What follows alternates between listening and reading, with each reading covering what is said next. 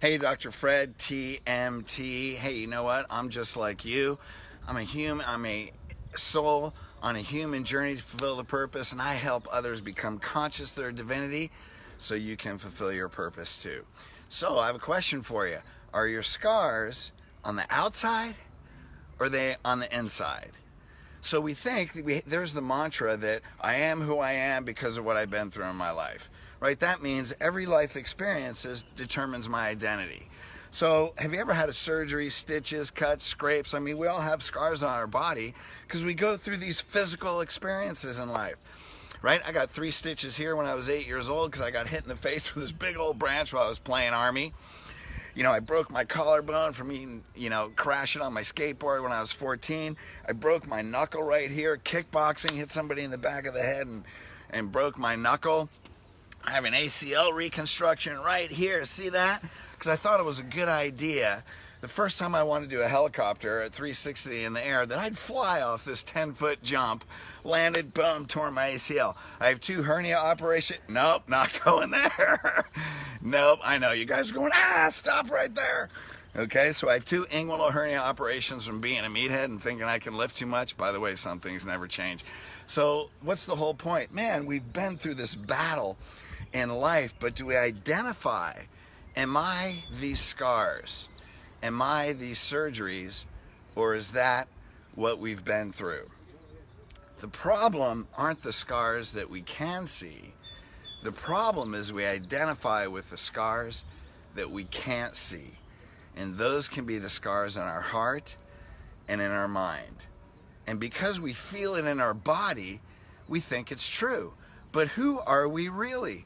We are divinity incarnated in humanity, in human form, to fulfill a soul purpose. We are that presence that has existed. I know you know this. That presence existed long before religion, right? Religion came along to give people structure, to give people a way and a vehicle that maybe they could understand their own presence within them. So they got structure and rules and all these things they had to follow. But the reality is we are that presence automatically.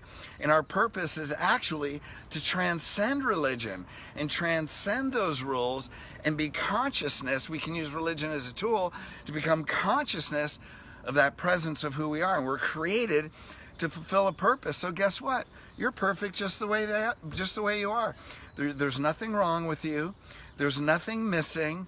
We're all different because we have a different purpose. We have different body types and different tools and different gifts that no one else has, because no one else has our specific purpose.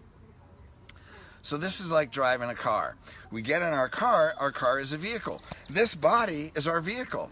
But we get in the car, we're driving that vehicle. Our presence in the car is your divinity. So if we look at it like that, now a few weeks ago, I live at the beach, so I got to park outside, parallel park. I pull up in my SUV, right in front of the space I'm going to back into. This little lowered BMW pulls up right behind me. Of course, I look in my rearview mirror, nothing. I look at my side mirror, nothing, because he's below my SUV. I start to back up, smash. I'm like, what the heck was that? That's like a trauma, an emotional trauma.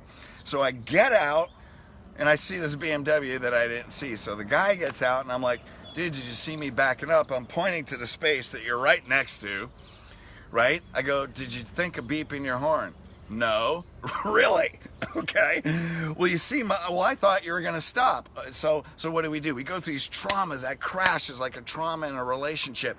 And now, yes, there's damage to both of our cars, but that's a metaphor for damage to 2 people in a relationship based on your perception. Now, of course, I want to blame him, but I know it's my fault.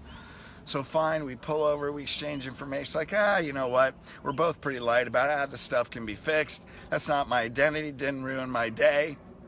Of course, I wanted to blame him for a little while. But then once I got over that, I'm like, no big deal. Call my insurance company. It's all good. But isn't that really a metaphor for life? That we go through those traumas, but that's not who we are. So raising your consciousness to your divinity is like climbing a mountain. See, it takes work to climb that mountain, but the higher up on the mountain, the more of the horizon you get to see. The more we climb, hey, does sometimes our legs hurt? Are we breathing hard? Do we need to stop and take a drink of water? Right? Come into presence, appreciate where we're at, and then we keep climbing because we raise our consciousness, our view changes. So you look at Mount Everest, tallest mountain. 1 out of 5 people that climb Mount Everest die. So 5 people climb, 1 of them doesn't make it. What's that mean? They don't get that level of consciousness. They don't get to see the view from the top of the world, but 4 get up there and look at what they have to go through. See, that's who we are. We don't have to go through it, but we can go through life struggling. We climb that mountain, and it takes work, right? It takes intention to be able to see that view. But once we get to the top of the world, man, then we shine, right? Then we shine. Isn't that amazing? So now you're like, okay, how do I climb the mountain? How do I see that view? Well, I learned from Michael Beckwith, great international spiritual leader, 3 levels of gratitude. How many? 1, 2, 3. 3 levels of gratitude. The first level is we're gracious and we feel gratitude for things that are good in our life. Well, that's pretty easy, although we do have to remind ourselves.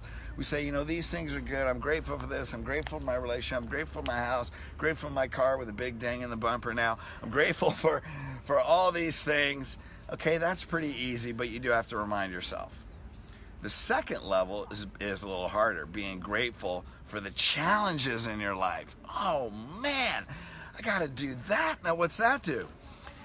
When you realize that every challenge is giving you courage, skill, and faith to fulfill your purpose on a higher level that you would not have had if you didn't go through those challenges. So when you think everything has a reason that's moving me toward my purpose, raising my level of consciousness, doing the work and going through the pain to climb the mountain so I can see the higher view, the level of your purpose. Be grateful for that.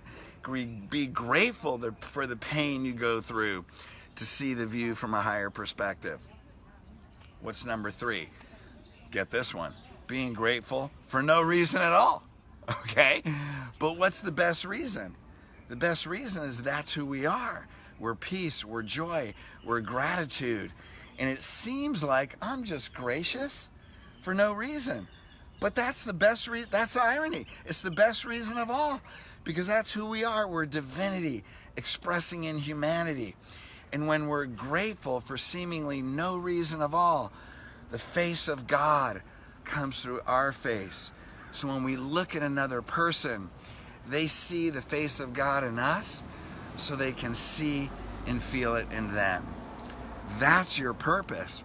Our purpose is to be the face of God, so other people can find the face of God within them. How cool is that? So when we can shine our light, we bring that light out in others. So here we go. So let's take others to the top of the mountain. That's our purpose. When we see the view, then we want to go down and bring people up. But as we're climbing again, it's not hard for us. We don't have to do the work. They're the ones doing the work because we've already been to the top. We know what it takes. We're already in that consciousness. We're already in shape. It doesn't bother our legs. We don't need water. We can, but when we take others to the top and we see that view, there are no more scars. There are no more remnants of pain because we find the gifts as we fulfill our highest purpose to help others bring that light out in them. So when we understand we are divinity incarnated in human form, then we can shine our light for all others to follow. 3 tools for gratitude. We wrote the whole healed system. You are more powerful than you think. Go to Amazon, go to youaremorepowerful.com. You can get it those 2 places. It's also on Audible. That is the system that can take you there. So hey, comment, definitely share this around the world. Thank you for your commitment and devotion to being on these, and let's be the light for all others to follow, and let's do this together. All right, love you guys.